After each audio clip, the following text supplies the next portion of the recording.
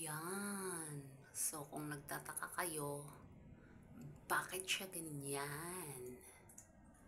Kunin natin. Ayan, nagiging.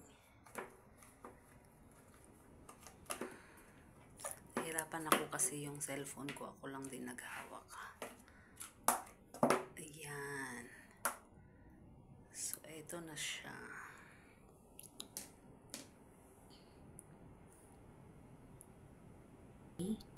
Una, yung planggana na yon para sa underwear kasi doon mo siya kukusutin. Okay? Pangalawa, maliligo dito tuwing hapon. Hindi pwedeng katulad sa Pinas na gusto kong maligo kasi mainit. Gusto kong maligo ng tanghali. Gusto kong maligo ng alas 10 ng umaga. Hindi pwede yun. Isang beses ka lang maliligo, tapos hapon ka maliligo dito. At pangatlo, eto ang pangatlo, hindi pwedeng basa ang buhok mo. Pagkatapos mong maligo, i-blower mo yan siya. Kailangan tuyo. Hindi pwedeng lulugay-lugay ka ng ganyan. Tapos tutulo-tulo yung tubig. No, no, no, no, no, pwede. Okay? Okay. Sa mga first timer, papunta dito sa Hong Kong, ako first time ko din, pero ngayon alam ko na, kaya ibibigay ko na sa inyo yung tip kung ano at para saan yon.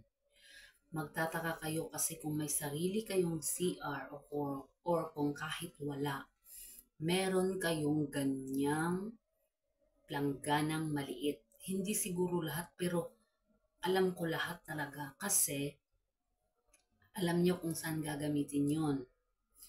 Kasi yung ating damit, kasi dito, okay. Una, tuwing hapon dito naliligo, tuwing bago matulog.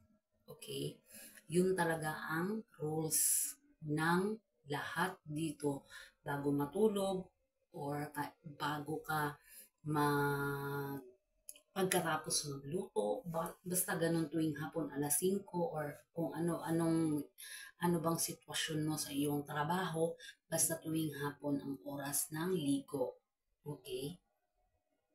Ngayon, yung damit mo, hindi po pwedeng hindi katulad sa atin na ay bukas na lang, ay sa susunod na lang. Ilalabhan mo tuwing pagkatapos maligo. Okay? Tapos, syempre, yung washing nyo, isa lang. Yung washing ng damit nila, tsaka washing ng damit mo. Okay? Ngayon, hindi pwedeng ihalo mo yung panty mo doon sa damit para i-washing. Kukusutin mo yun ng kamay mo, yung panty mo. Kaya, yun yung gamit ng plangganang maliit kung makakakita ka at may bala kang mag-Hong Kong at may nakita kang ganon. Para yan doon sa pagkukusutan mo ng iyong underwear.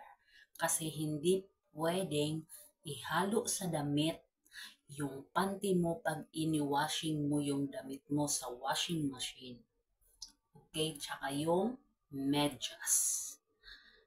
Yun ang bawal na bawal dito. Ihalo sa damit ang panty pag ini-washing. Kinukusot talaga ang panty. Kaya meron yung planggana na yun na maliit. Kukusutan mo yung panty mo. Yun lang muna sa ngayon. Don't forget to subscribe Maribefeda YouTube channel. Hit the notification bell para updated ka sa mga tips na ibibigay ko sa iyo. Okay, thank you for watching. Bye for now.